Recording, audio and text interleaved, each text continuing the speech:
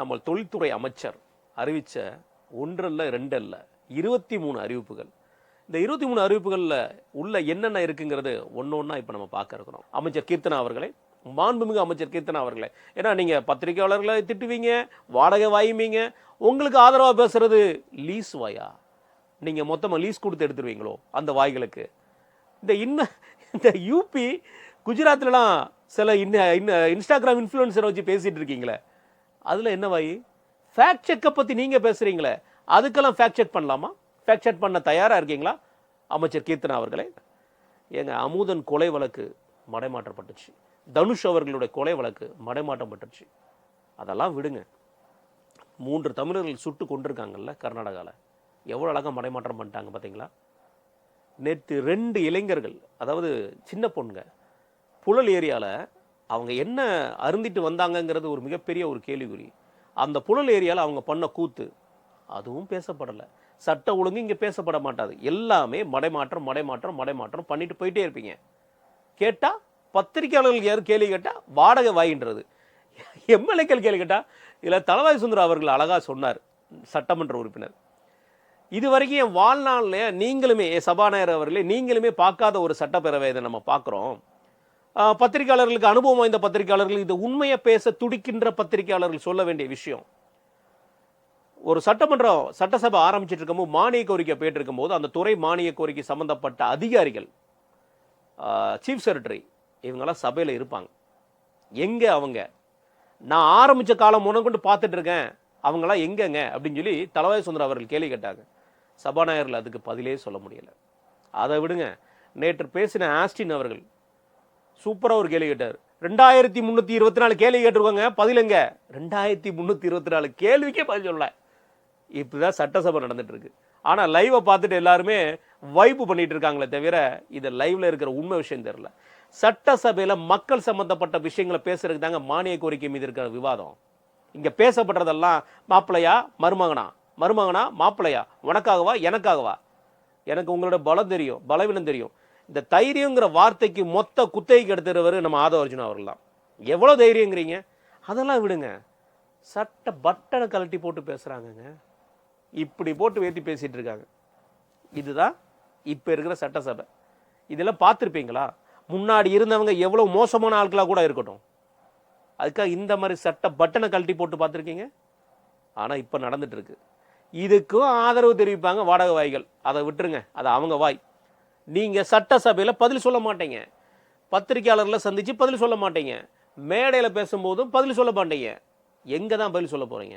ஆனால் மக்கள் நீங்கள் சொல்லியிருக்கிற 10,000 கோடி 1,00,000 கோடி, அந்த பாண்டியராஜன் அவர்கள் படத்தில் வரும்ல, 1000 2000 3000 சொல்லுவாங்க, அதே மாதிரி தான் போயிட்டு இருக்கு.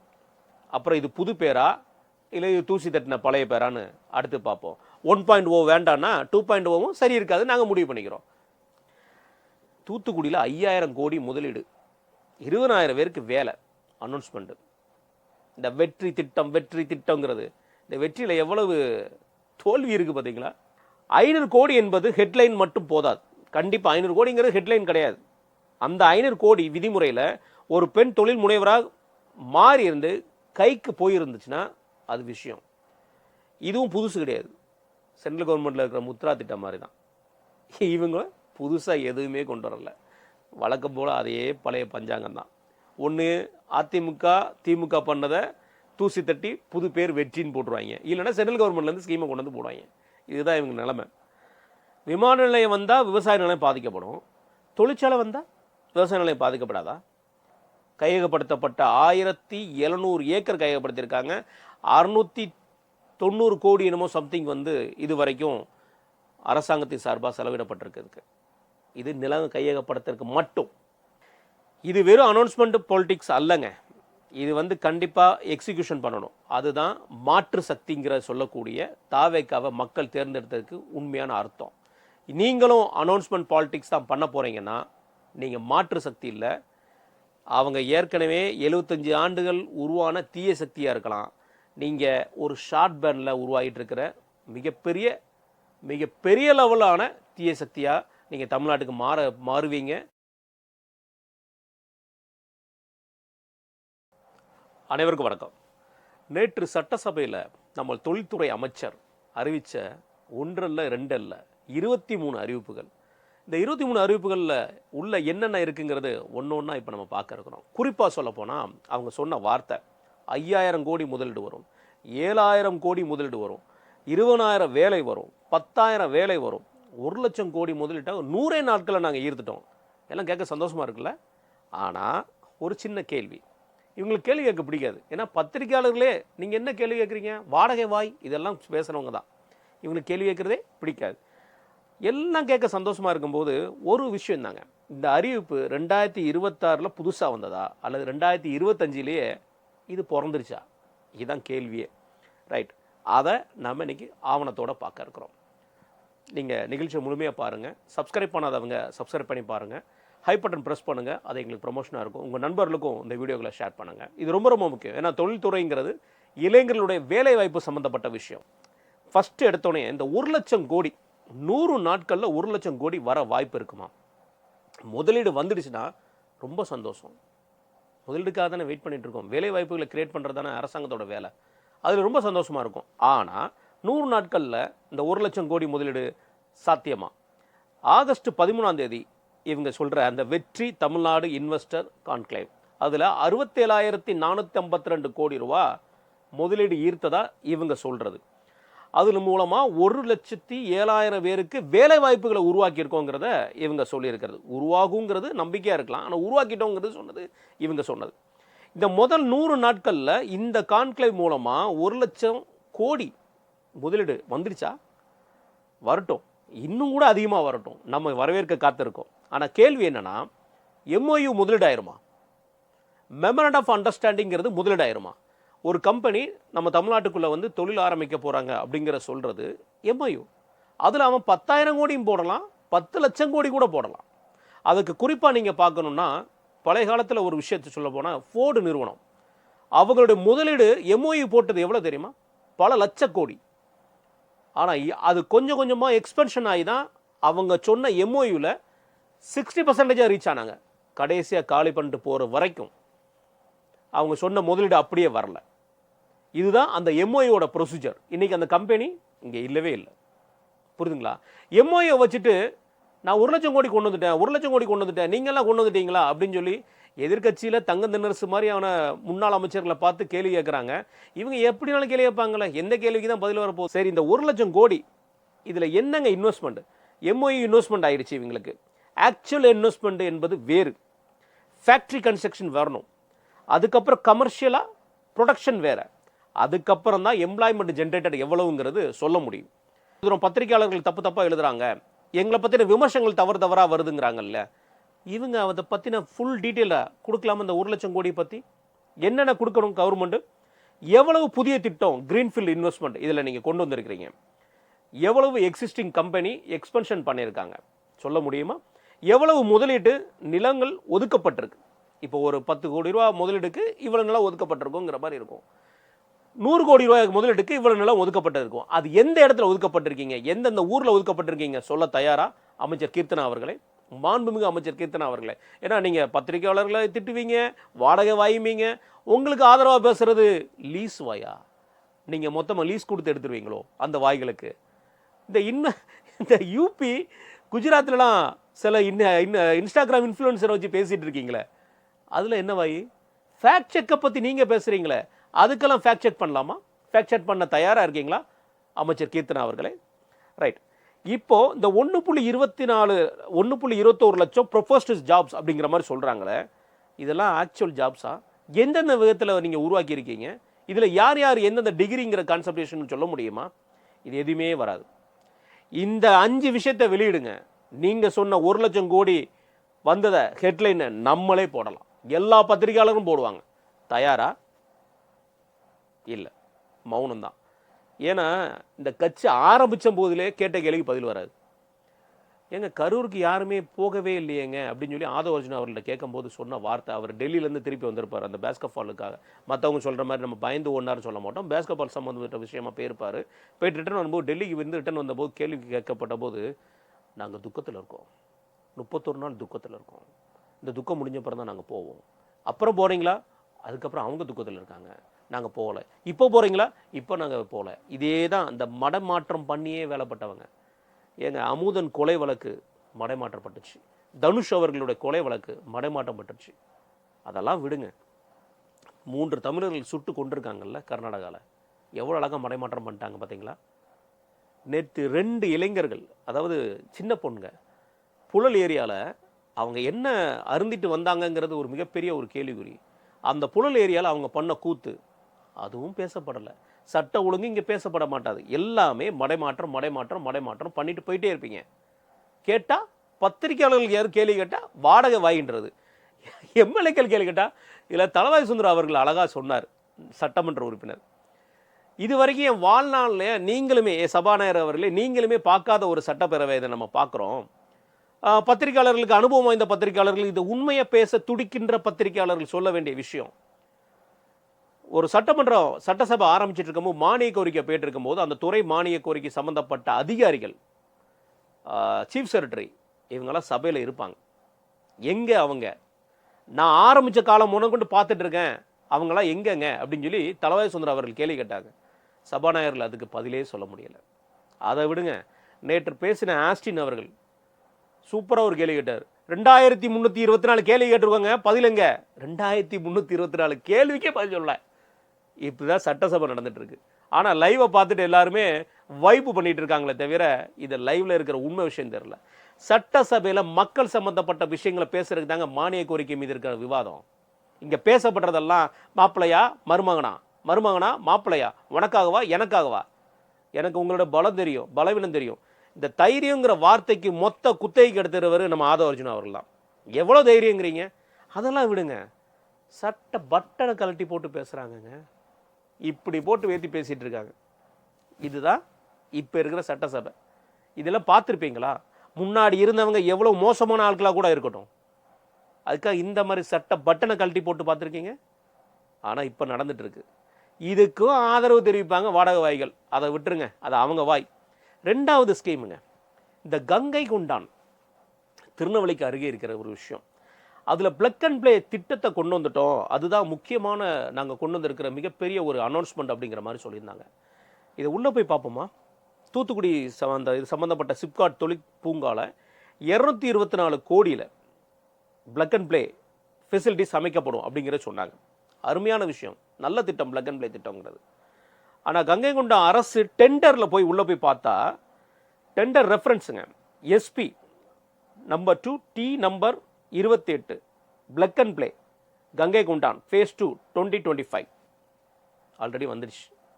2025 ஜூலை 7 கங்கை கொண்டானில் சிப்காட் ஃபேஸ் 2ல 27.13 ஏக்கர் பிளக் அண்ட் பிளே ஃபெசிலிட்டிஸ்க்காக ஆர்எஃப்பி ஒதுக்கியிருக்காங்க, வெளியிடவும் செஞ்சுருக்காங்க. இந்த PPP முறையில் இந்த டிபிஎஃப்டி அப்படின்னு சொல்லுவாங்க, டிபிஎஃப்ஓடி பேசிஸில் ஒரு தேர்வு செய்யப்படுவாங்க. அதற்கான டெண்டர் தான் அது. அப்படின்னா என்ன கேள்வி வருது?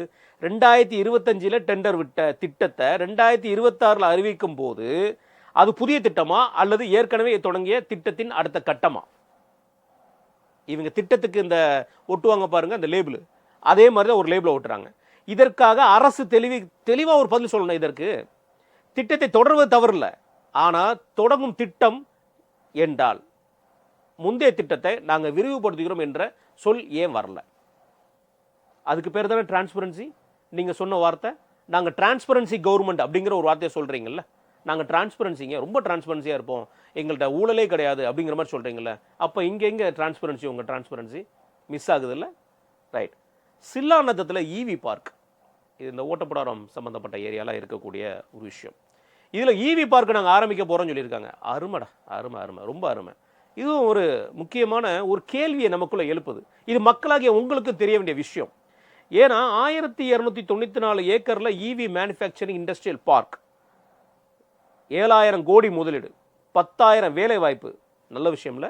ஆனால் சில்லாநத்தத்தில் என்ற இடம் வந்து சிப்காட் மேப்பில் புதிதாக தோன்றியப்பட்ட இடம் கிடையாது. இந்த இதில் வின்ஃபாஸ்ட்டுங்கிற ஒரு கம்பெனி ஆல்ரெடி ரன்னிங்கில் இருக்குது. அது என்னன்னு பார்த்தீங்கன்னா சில்லாநத்தம் இண்டஸ்ட்ரியல் பார்க் ஓட்டப்படாரம் தூத்துக்குடி ஏற்கனவே உள்ளது. முக்கியமான ஆதாரமே இந்த வின்ஃபாஸ்ட் ஆட்டோ பார்க் தான். 2024 பிப்ரவரி மாதத்திலே இது தொடங்கிட்டாங்க. சிப்காட் இண்டஸ்ட்ரியில் நடந்துட்டு இருக்கிற விஷயம். கார்கள் நிறைய பார்த்துருப்போம். வின்ஃபாஸ்ட்டுங்கிற கார், ஈவி கார். அங்கே 408 ஏக்கர் நிலம் அலாட் பண்ணி 2024 ஆவணம் இருக்கு, டாக்குமெண்ட்ஸ் இருக்கு. அமைச்சர் சொல்ல வேண்டிய விளக்கம், இப்போது அறிவித்திருக்கிற 1294 ஏக்கர் ஈவி பார்க் முழுவதும் புதிதாக உருவாக்கப்படுவதா, அல்லது ஏற்கனவே இருந்த சில்லாநத்தம் சிப்காட் ஈவி பார்க்கு விரிவுபடுத்தப்படுவதா? பதில் வேணும்ல. ரெண்டுக்குமே பெரிய வித்தியாசம் இருக்குங்க. திட்டத்திற்கும் விரிவாக்கத்திற்கும் பயங்கர வித்தியாசம் இருக்கு. ஏன்னா அங்கே தான் கிரெடிட்டுக்கு கிளாரிட்டிக்கும் கேட்குறோம் நாங்கள். ஏன்னா இது திட்டமா விரிவாக்கமா சொல்லுங்க. நீங்கள் சட்டசபையில் பதில் சொல்ல மாட்டீங்க, பத்திரிகையாளர்களை சந்தித்து பதில் சொல்ல மாட்டீங்க, மேடையில் பேசும்போதும் பதில் சொல்ல மாட்டீங்க. எங்கே தான் பதில் சொல்ல போகிறீங்க? ஆனால் மக்கள் வந்து நீங்கள் சொல்லியிருக்கிற 10,000 கோடி 1,00,000 கோடி, அந்த பாண்டியராஜன் அவர்கள் படத்தில் வரும்ல, 1000 2000 3000 சொல்லுவாங்க, அதே மாதிரி தான் போயிட்டுருக்கு. அடுத்ததுங்க செமிகண்டக்டர்.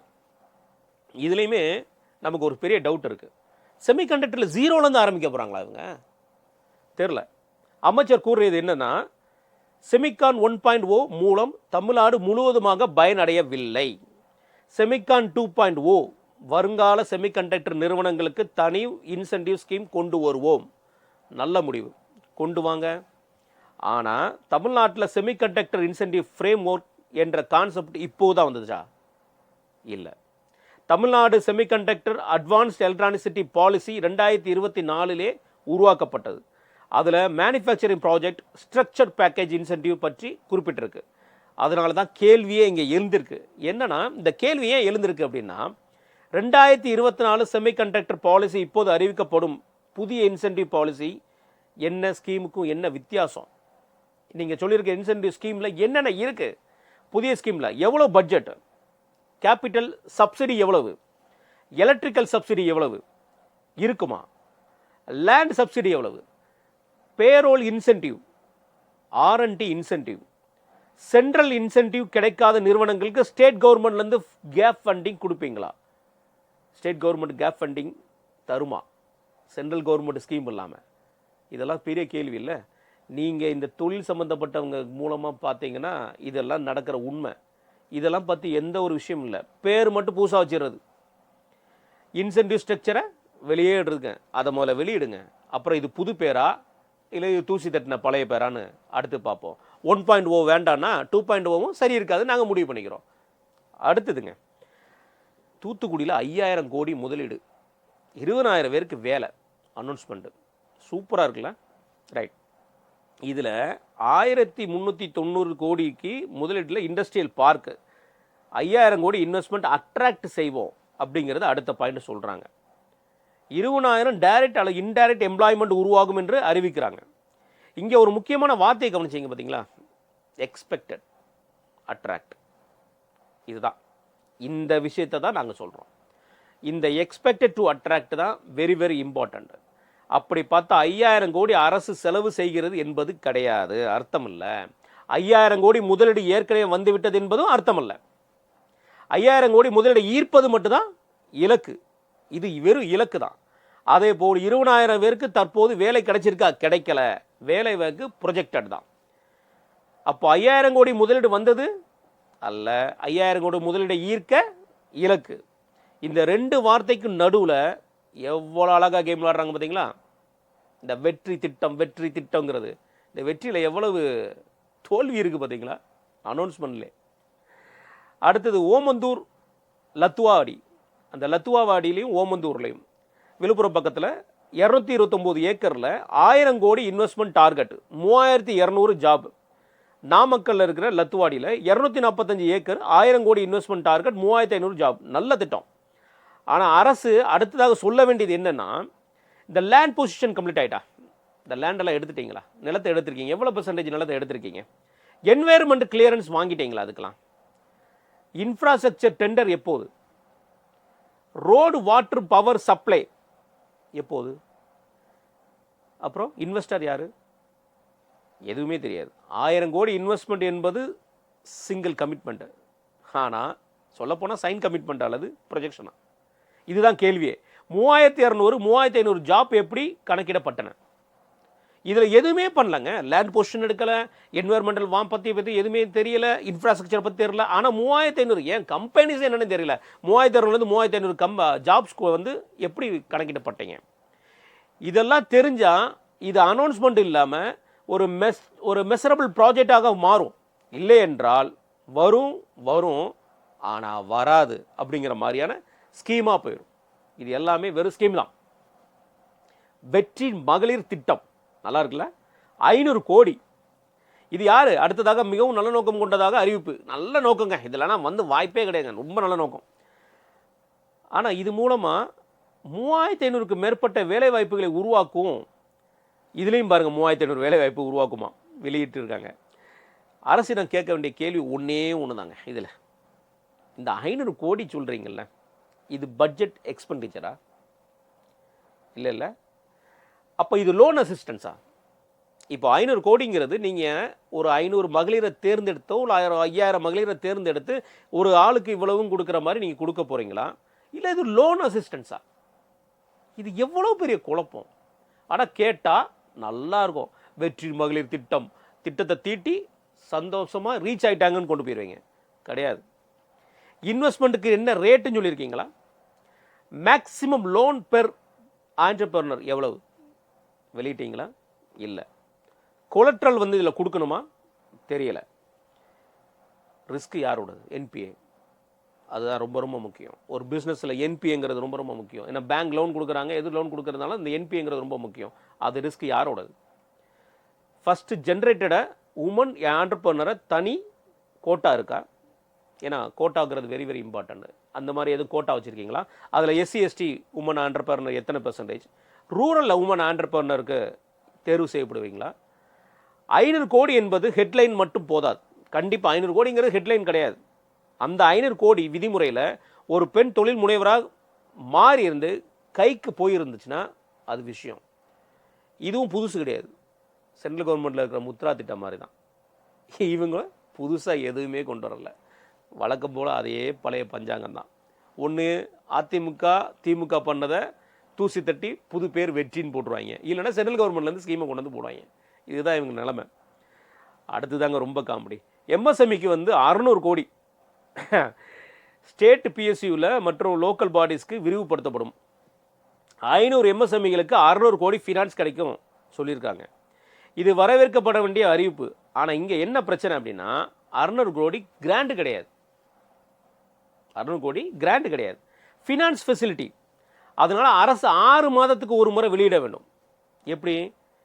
எத்தனை எம்எஸ்எம்இ அப்ளை செஞ்சாங்க, எத்தனை அப்ரூவல், எவ்வளவு டிஸ்பர்ஸ்மெண்ட், ஆவரேஜ் ப்ராசஸிங் டைம் என்ன, ரிஜெக்டட் அப்ளிகேஷன் எத்தனை. அப்போது தான் அனௌன்ஸ்மெண்ட் பெர்ஃபார்மன்ஸாக மாற்ற முடியும். நீங்கள் கிராண்டுன்னு இல்லாதனால தான் இவ்வளோ குழப்பங்கள். அப்போ இதுலேயும் குழப்பம். அடுத்தது தாங்க பெரிய ஒரு என்ன சொல்கிறது, வெற்றி உப்பு. அம்மா உப்பு வந்தது பார்த்தீங்களா, அது பேரை மாற்றி வெற்றி உப்புன்னு கொண்டு வந்தாங்க. வெற்றி இருவித செறிவூட்ட உப்பு. இது தமிழ்நாடு சால்ட் கார்பரேஷன் மூலமாக பண்ணுறாங்க. இந்த பிராண்டை பேரை மட்டும் மாற்றிட்டா எல்லாமே சக்ஸஸ் நினைக்கிறாங்களான்னு தெரியல. ப்ரொடக்ஷன் கெப்பாசிட்டி எவ்வளோங்கிறது சொல்லலை. அந்த டிஸ்ட்ரிபியூட்டர்ஸ் நெட்வொர்க் இருக்குல்ல, அதை பற்றியும் சொல்லலை. மார்க்கெட் ஷேர் டார்கெட் என்ன, அதையும் சொல்லலை. ஓப்பன் மார்க்கெட்டில் ப்ரைவேட் பிராண்டுக்கு போட்டியாக என்ன ஸ்ட்ராட்டஜி வச்சுருக்கீங்க? ஓப்பன் மார்க்கெட்டில் தெரியாது. ப்ராஃபிட் மார்ஜின் இவைகளை சொல்லுங்கள் பார்ப்போம், அப்புறம் நாங்கள் முடிவு பண்ணி என்னன்னு சொல்கிறோம். இதில் ஒரு அனௌன்ஸ்மெண்ட்டுங்க, உப்பள தொழிலாளர்களுக்கு வந்து இது வரவேற்க வேண்டிய ஒரு அனௌன்ஸ்மெண்ட். 5000லேருந்து 7000 உயர்த்தி கொடுத்துருக்காங்க. இது ரொம்ப ரொம்ப முக்கியமானது. 23,000 உப்பள தொழிலாளர்கள் வந்து பதிவு செய்யப்பட்ட 23,000 உப்பள தொழிலாளர்கள் இருக்கிறாங்க. இது நேரடியாக அவங்க குடும்பத்துக்கு போகிற ஒரு உதவி. இதை வரவேற்கப்பட வேண்டிய விஷயம். ஆனால் அந்த உயர்த்துறது மட்டும் இல்லாமல் அவங்கள்ட்ட இருக்கக்கூடிய மிகப்பெரிய ஒரு விஷயங்க, உப்பள தொழிலாளர்கள் பாதிக்கப்பட்டு இருக்கிற விஷயம். இன்றைக்குமே ஒரு டிசீஸ் அவங்களுக்கு வரும். அந்த டிசீஸ் வந்து பார்த்திங்கன்னா ஸ்கின் டிசீஸோட பயங்கரமாக இருக்கும். அவங்களுக்கு தேவையான ஹெல்த் இன்சூரன்ஸ் இப்போ வரைக்கும் இல்லை. அவங்க ட்ரிங்கிங் வாட்டர் அதுவுமே பெரிய அங்கே கேள்விக்குறி. ஹவுசிங் இது வரைக்கும் எந்த ஒரு அரசாங்கமும் அவங்களுக்கு ஒதுக்கீடு பண்ணலை. சில்ட்ரன்ஸ் எஜுகேஷன் இன்றைக்கும் அவங்களுடைய கோரிக்கையில் அது முக்கியமான கோரிக்கை, ரொம்ப ரொம்ப முக்கியமான கோரிக்கை. பென்ஷன் அதுவுமே எந்த ஒரு அனௌன்ஸ்மெண்ட்டுமே இல்லை. இப்போது கடைசியாக இந்த 23 அறிவிப்பிலே மிகப்பெரிய ஒரு அறிவிப்பு, பரந்தூர் விமான நிலையம் ரத்து. இந்த விஷயத்துக்கு தான் இப்போ நம்ம பேச போகிறோங்க. இந்த விமான நிலையம் ரத்துக்கு என்ன சொன்னாங்க அமைச்சர்? விவசாயிகள் பாதிக்கப்படக்கூடாதுங்க, நீர்நிலைகள் பாதிக்கப்படக்கூடாது, சென்னைக்கு ஃப்ளட் ரிஸ்க் வரக்கூடாது. இந்த வார்த்தைக்காக தான் அரசு முன்வைக்கிறது. இதெல்லாம் வரவேற்கப்பட வேண்டிய விஷயம். ஆதவர்ஜுனா சொன்னார்கள் பார்த்தீங்களா, விவசாயிகள் கண்ணீரா வருங்கால முதலீடா அப்படின்னு பார்த்தா எங்கள் முதல்வர் விவசாயிகள் கண்ணீர் பக்கம் தான் நிற்பார். எப்போ கண்ணீர் வர்றதே உங்களால் தான். இந்த டெல்டா பகுதியில் நாளைக்கோ நாளை மறுநாளாக தான் போய் தான் நீங்கள் மேட்டூரில் போய் தண்ணியே திறந்து விட போகிறீங்க. ஆனால் கண்ணீரை பற்றி பேசுகிறீங்க. தண்ணீரை பற்றி பேசுங்க ஆதவ அவர்களே. இந்த விமான நிலையத்தை கையகப்படுத்தின நிலம் இருக்குல்ல, அதை பற்றின உங்களுடைய எண்ணம் என்ன? அமைச்சர் அதுக்கு என்ன செய்ய சொல்கிறாங்க, விவசாயிகளுக்கு திருப்பி கொடுக்காமல் மாற்று தொழில் திட்டங்களுக்கு பயன்படுத்துவோங்கிறாங்க. அங்கே தான் கேள்வியே. மாற்று தொழில் திட்டங்களுக்கு பயன்படுத்துகிறாங்க. விமான நிலையம் வந்தால் விவசாய நிலையம் பாதிக்கப்படும், தொழிற்சாலை வந்தால் விவசாய நிலையம் பாதிக்கப்படாதா?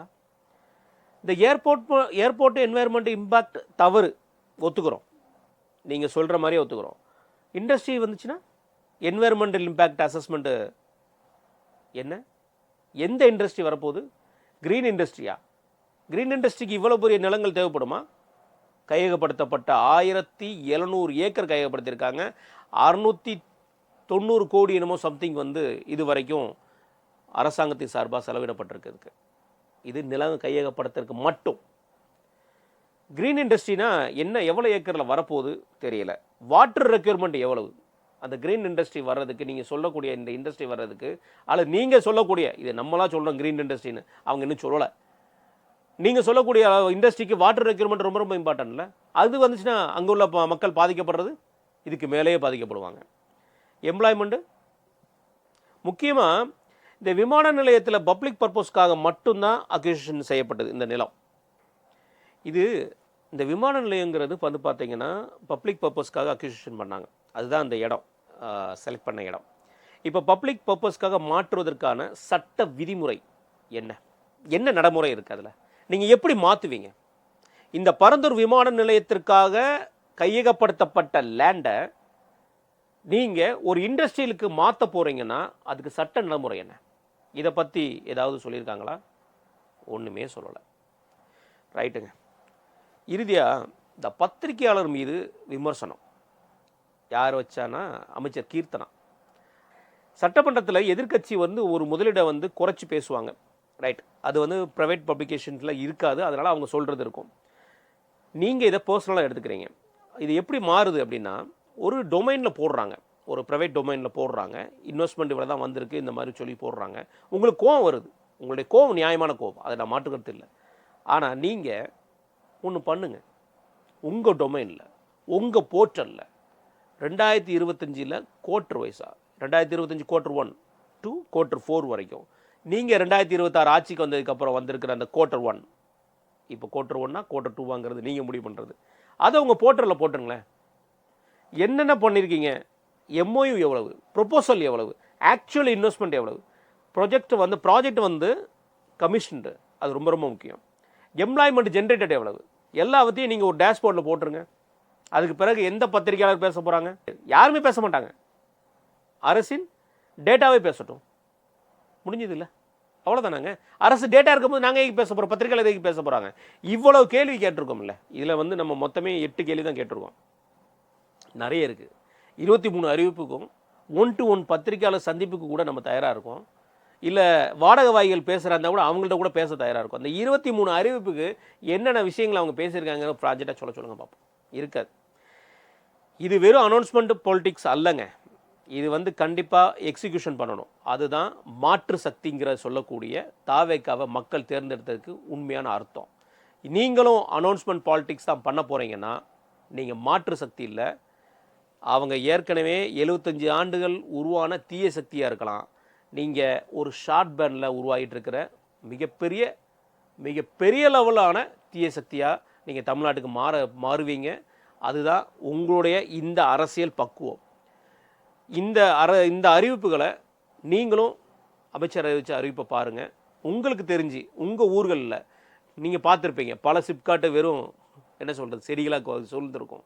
அதெல்லாம் எங்கே இருக்குது, என்ன விவரங்களை நம்ம கமெண்ட்ஸ் பகுதியில் கொடுங்க. இவ்வளோ நேரம் நிகழ்ச்சியை முழுமையாக பார்த்ததுக்கு மிக்க நன்றி.